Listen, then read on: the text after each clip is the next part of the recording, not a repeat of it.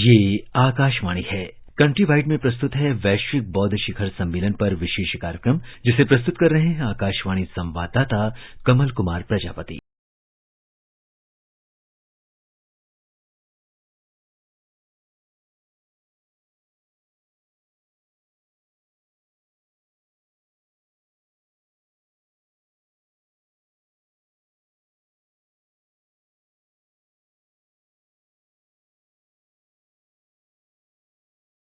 भारत यूं ही नहीं विचारों और दर्शन की समृद्ध भूमि कही जाती है। शायद ही कोई ऐसा देश है जहां दर्शन की इतनी विविधता पाई जाती हो। भारतीय दर्शन का एक अहम पक्ष बौद्ध दर्शन भी है। बौद्ध धर्म भारत की श्रमण परंपरा से निकला ज्ञान धर्म और दर्शन है। 6ठी शताब्दी ईसा पूर्व में गौतम बुद्ध ने बौद्ध दर्शन और ज्ञान को प्रसारित किया। बौद्ध दर्शन के विचार भारत से निकलकर अगले 2000 वर्षों में मध्य पूर्वी और दक्षिण पूर्वी एशिया में भी प्रसारित हुए। अब फिर से भारत की बौद्ध परंपरा और दर्शन को पुनर्जीवित करने के प्रयास जारी हैं। इस दिशा में हाल के वर्षों में कई अहम कदम उठाए गए हैं। इसका एक बड़ा उदाहरण है बौद्ध सर्किट। इस कड़ी में 2021 में कुशीनगर अंतर्राष्ट्रीय हवाई अड्डे का उद्घाटन किया गया। इससे देशी और विदेशी तीर्थयात्रियों के लिए भगवान बुद्ध के महापरिनिर्वाण स्थल की यात्रा सुलभ हुई है। ये हवाई अड्डा दुनिया भर के पवित्र बौद्ध तीर्थ स्थलों को जोड़ने का प्रयास है। इस हवाई अड्डे से उत्तर प्रदेश और बिहार के नजदीकी जिले जुड़े हैं और निवेश तथा रोजगार के अवसरों को बढ़ावा देने में महत्वपूर्ण मदद मिली है। इससे पर्यटन में भी वृद्धि हो रही है। गौतम बुद्ध ने 487 ईसा पूर्व में कुशीनगर में अपना अंतिम उपदेश दिया था और महापरिनिर्वाण को प्राप्त हुए थे। इसलिए कुशीनगर बौद्ध सर्किट का केंद्र है। इस सर्किट में लुम्बिनी, सारनाथ और गया जैसे तीर्थ स्थल शामिल हैं।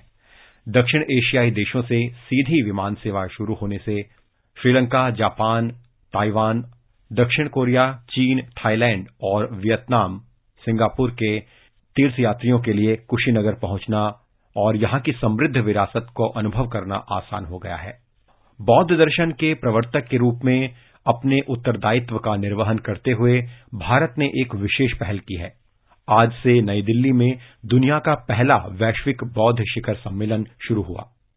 संस्कृति मंत्रालय ने अंतर्राष्ट्रीय बौद्ध परिसंघ के साथ मिलकर इस विशेष आयोजन को संचालित किया है।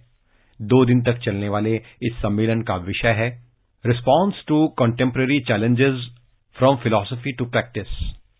पहली बार विभिन्न देशों के कई प्रतिनिधि प्रतिष्ठित बौद्ध भिक्षु इस पहले वैश्विक शिखर सम्मेलन में भाग लेने के लिए भारत आ रहे हैं। सम्मेलन में दुनिया भर के प्रतिष्ठित विद्वान, बौद्ध संघों के प्रतिनिधि और बौद्ध अनुयायी भाग ले रहे हैं। इस सम्मेलन में लगभग 30 देशों के प्रतिनिधियों ने भाग लिया है। इसमें लगभग 171 विदेशी प्रतिनिधि और भारतीय बौद्ध संगठनों के 150 प्रतिनिधि शामिल हैं। अंतर्राष्ट्रीय प्रतिभागियों में 84 संघ सदस्य शामिल हैं, जबकि भारतीय प्रतिनिधि मंडल 151 व्यक्तियों की भागीदारी से बना है। इसके अतिरिक्त सम्मेलन में विदेशी दूतावासों का प्रतिनिधित्व करने वाले लगभग 30 से अधिक राजदूतों सहित राष्ट्रीय राजधानी क्षेत्र के लगभग 200 प्रतिनिधि हिस्सा ले रहे हैं। वैश्विक बौद्ध शिखर सम्मेलन एक अंतर्राष्ट्रीय सम्मेलन है जो दुनिया भर के बौद्ध विद्वानों, बौद्ध संघों के प्रतिनिधियों को एक साथ लाता है ताकि चर्चा की जा सके कि समकालीन वैश्विक चुनौतियों का समाधान करने के लिए बौद्ध दर्शन और विचारों का उपयोग कैसे किया जा सकता है। इस सम्मेलन में चर्चा के लिए कुछ अहम विषय रखे गए हैं। इसमें बौद्ध धर्म और शांति, पर्यावरणीय संकट, स्वास्थ्य और स्थिरता, नालंदा बौद्ध परंपरा का संरक्षण तथा बौद्ध धर्म की तीर्थयात्रा, जीवित विरासत और बौद्ध अवशेष जैसे विषयों पर विचार किया जा रहा है। प्रधानमंत्री नरेंद्र मोदी आज दिल्ली के अशोक होटल में पहले वैश्विक बौद्ध शिखर सम्मेलन के उद्घाटन सत्र में शामिल हुए। इस दौरान दुनिया भर से आए बौद्ध धर्मावलंबियों का स्वागत करते हुए उन्होंने कहा कि हमने भगवान बुद्ध के मूल्यों का निरंतर प्रसार किया है। प्रधानमंत्री ने सम्मेलन के दौरान दुनिया के सामने खड़ी चुनौतियों का उल्लेख करते हुए उसके समाधान के लिए बौद्ध दर्शन को प्रेरणा स्रोत बताया। उन्होंने कहा कि विश्व को सुखी बनाने के लिए स्व से ऊपर उठकर काम करना होगा। समस्याओं से समाधान की यात्रा भी बुद्ध की यात्रा है। बुद्ध व्यक्ति से आगे बढ़कर एक बोध है। बुद्ध स्वरूप से आगे बढ़कर एक सोच है। बुद्ध चित्रण से आगे बढ़कर एक चेतना है और बुद्ध की ये चेतना चिरंतर है, निरंतर है। ये सोच शाश्वत है। ये बोध अविस्मरणीय है। इसलिए आज इतने अलग अलग देशों से, इतने अलग अलग भौगोलिक सांस्कृतिक परिवेश से लोग यहां एक साथ उपस्थित है। यही भगवान बुद्ध का वो विस्तार है जो पूरी मानवता को एक सूत्र में जोड़ता है। हम कल्पना कर सकते हैं, दुनिया के अलग अलग देशों में बुद्ध के करोड़ों अनुयायियों का ये सामर्थ्य जब एक साथ कोई संकल्प लेता है तो उसकी ऊर्जा कितनी असीम हो जाती है। जब इतने सारे लोग विश्व के बेहतर भविष्य के लिए एक विचार के साथ काम करेंगे तो भविष्य निश्चित रूप से भव्य ही होगा। और इसलिए मुझे विश्वास है, पहली ग्लोबल बुद्धिस्ट समिट इस दिशा में हम सभी देशों के प्रयासों के लिए एक प्रभावी मंच का निर्माण करेगी।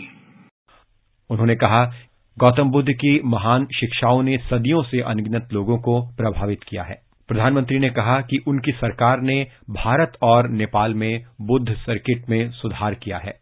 उन्होंने कहा कि कुशीनगर अंतर्राष्ट्रीय हवाई अड्डा हो या लुम्बिनी, जहां भारत अंतर्राष्ट्रीय बौद्ध संस्कृति केंद्र स्थापित किया जा रहा है, भारत ने इन सब क्षेत्रों में समग्र रूप से काम किया है। हमने भगवान बुद्ध के मूल्यों का निरंतर प्रसार किया है।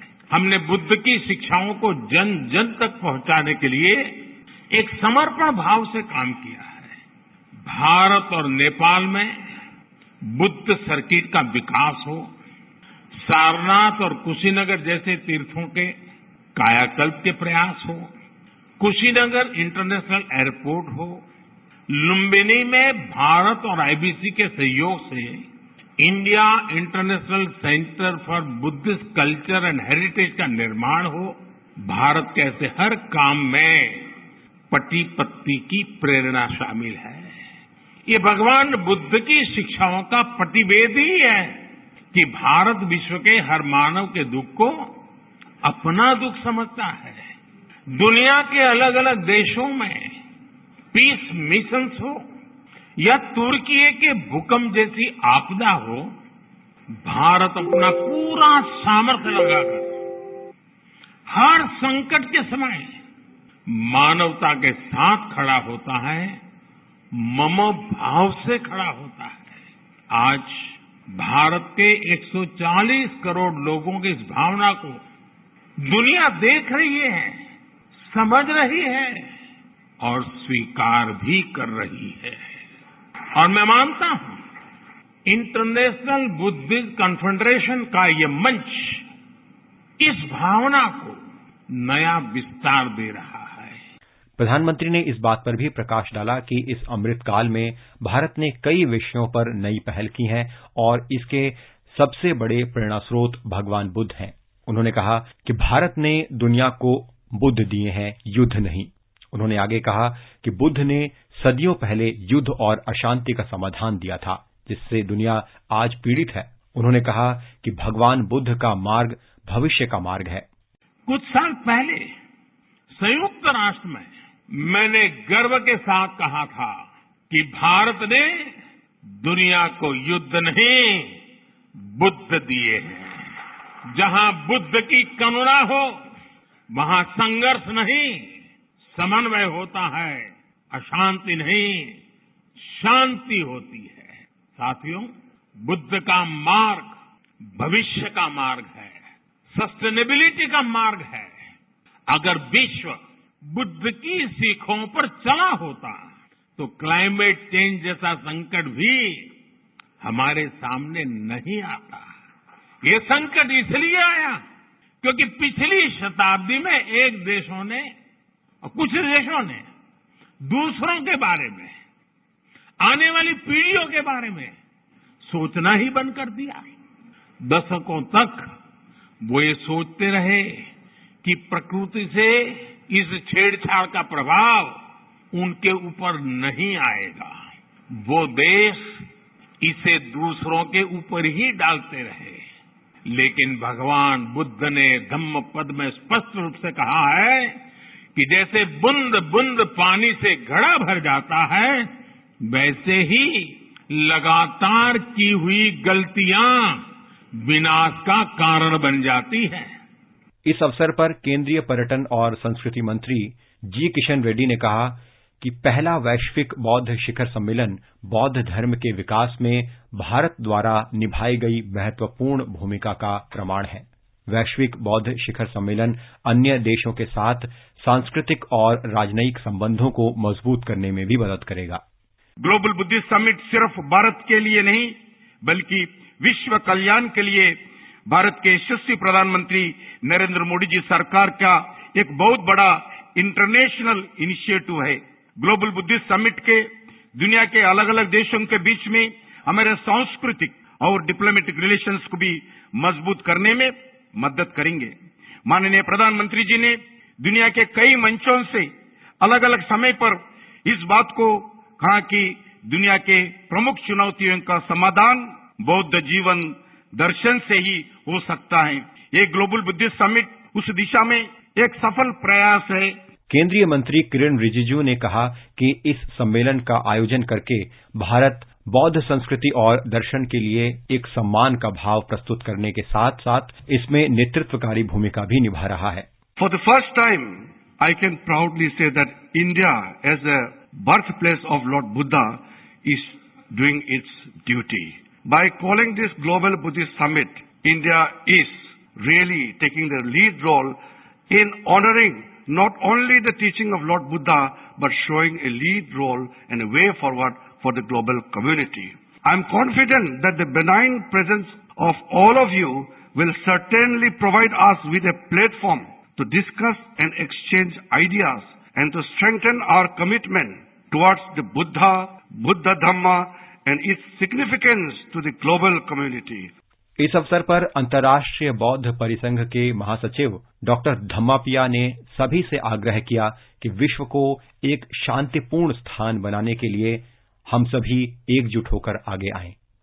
May the Global Buddhist Summit be a grand success and we as followers of the Buddha and responsible citizens of the world protect the nature, environment and the biodiversity on this planet Earth.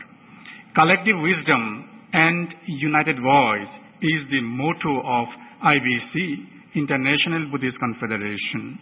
Let's join hands and pledge to act collectively to contribute our bits in making the world a peaceful place to live in, with abundance of all good and positive things. Chirang Tikthatu Lokasming Samma Sambuddha Sasanang Tasming Sagarava Nityang Hantu Sabbepi Panino. Yani dhabhutani samagatani bhummani vayani va antalikhe sabbeva bhuta sumana bhavantu athopi satkaccha sunantu bhasitam.